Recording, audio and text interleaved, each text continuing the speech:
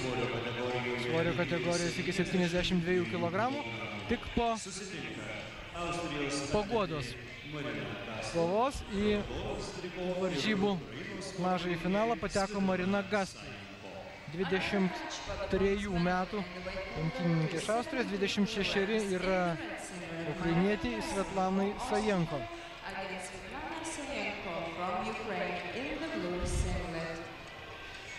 Sajenko pernai buvo irgi penkta, Gast irgi buvo penkta, taigi jos pernai susitiko skirtingose kovose, bet būtent mažuosius finalus ir Sajenko ir Gast prieš metus pralaimėjo. Dabar abi turi šansą, viena antras iki šeilės grįš iš Europos čempionato, būtent su penktąją vietą, nuo kažkuriai po pernykščio pralaimėto mažojo finalo dabar pavyks pasipuošti bronzos medaliu. Vėl mes matom, kaip skirtingai užlipa ant imtynių pakilos sportininkės. Austrijos sportininkė Gast žengia ryžtingai, kovingai nusiteikusi, o kažkiek apatiškai, liūdnai atrodo Ukrainos imtynininkė, bent jau prieš šios dvikovos pradžią. Aš bent jau ukrainietė turėjo daugiau laiko. Austrijai teko dar Paguodos kovą atlaikyti, nes ji pralaimėjo pačioje varžybų pradžioje. Čia, priminsiu, buvo 13 sportininkių šioje svorio kategorijoje, pralaimėjo viena iš būsimųjų finalo dalyvių, Aliona Starodubceva iš Rusijos.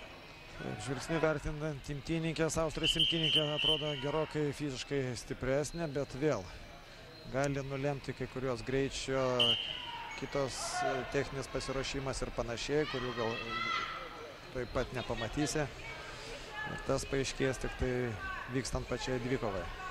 Matom, kaip bando, imtynių terminų kalbant, riša rankas Austrijos imtynininkė, tai tiesiog bando pritraukti nuo riešo, bando užsikabinti už alkūnės, prieiti arčiau, ištiesinti priešininkę. Tai šią taktiką daugiau, kaip minėjau, daugiau graikų romėnų imtynininkai, kada bando priartėti savo priešininko ir primesti jam savo paėmimą.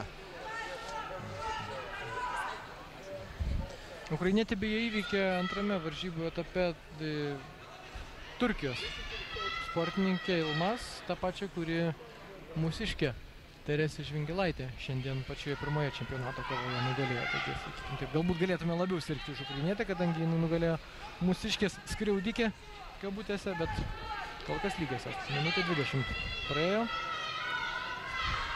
Neišreiškėjo jokio pranašumo kol kas, labai lygi kova.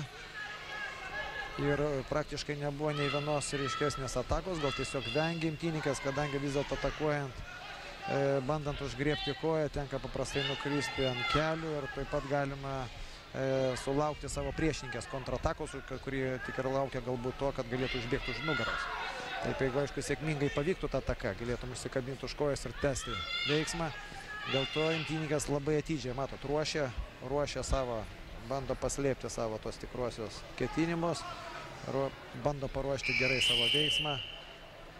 Taip, bet neužteko, 2 minučių neužteko, praktiškai ne vieno bandymo netliko, nei viena, nei kita imtynininkė. Kaip ir vakar, viename, man atrodo, iš finalų teisėjauja moteris, raudonas kamuoliukas ištrauktas, tai reiškia, kad būtent arbitrai iš Italijos aptarnauja šitą dvikovą ir matome, labai kvalifikuotai jinai dirba, jau kelintą kovą stebiu, kaip jinai teisėjauja.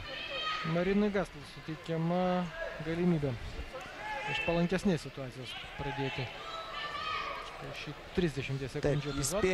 Įspėja imtynininkė su raudona triko. Austrija. Už tai dabar įspėja Ukrainos. Žodinį įspėjimą jau gavo abi dvi sportininkės po žodinį įspėjimą. Reikia, kad taip pat sujungtų dabar. Nedelsiant. Taip, Mėlyna pabėgo iš ratelio, aš manau, gali būti nubausta. Keista, bet davė tašką būtent, nežinau, aš galvoju, kad bus užprotestuotas šitas sprendimas sekundantų. Mano akim žiūrint, Ukrainos imtynininkė tiesiog pasitraukė iš to ratelio. Taip.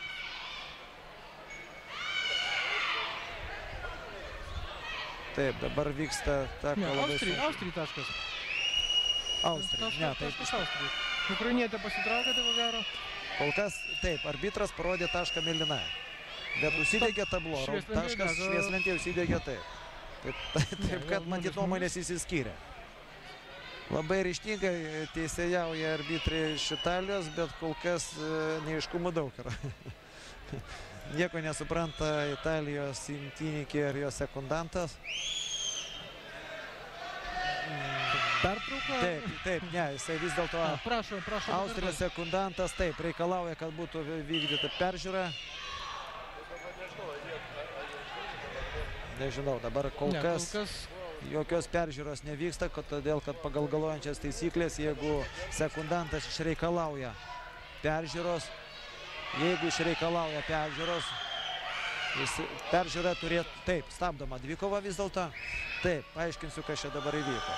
Vis dėlto, kadangi sekundantai nesutiko su teisėjų sprendimu, dabar galioja tokia taisyklė po Pekino olimpiados, kad sekundantas gali užginčyti teisėjų sprendimą, pakeldamas tokią baltą lentelę ir tada didelėje švieslentėje, čia Utenos pramogų ir sporto arenoje, vyksta peržiūra.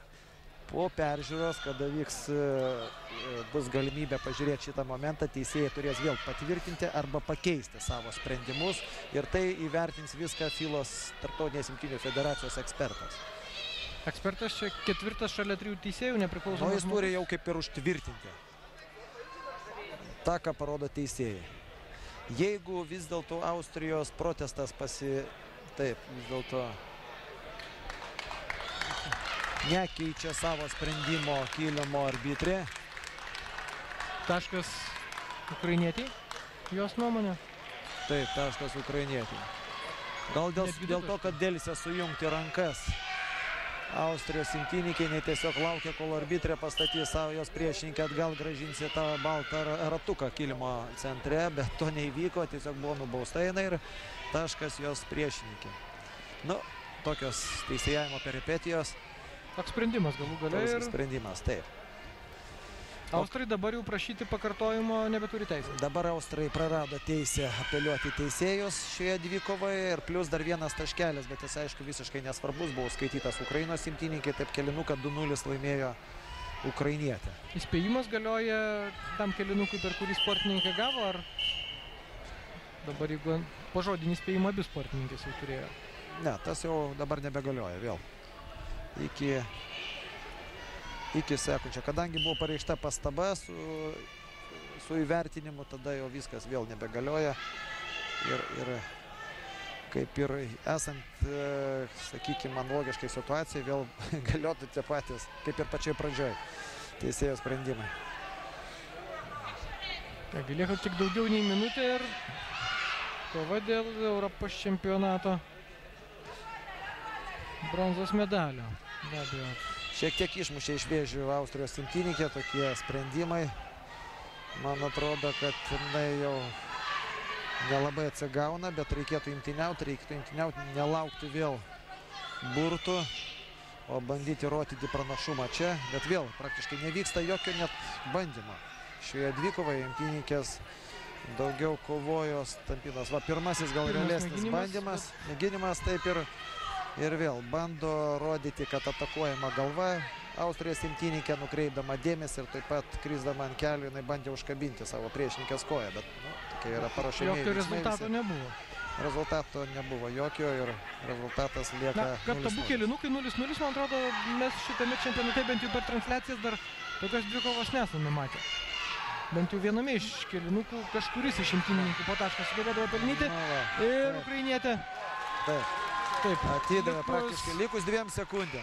Likus 2 sekundėm ukrainietė iškovojo tašką šioje dvikovoje. Taip, Svetlana Sajenko atrodo palaužė. Galutinai palaužė Austrijos imtynininkę. Ir Marina Gastl antrame čempionate iš eilės lieka 5.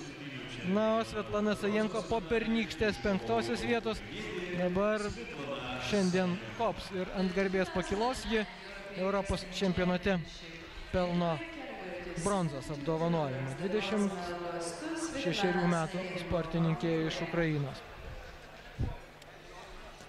Na, galbūt nerezultatyvi, nors vėlgi ne 0-0.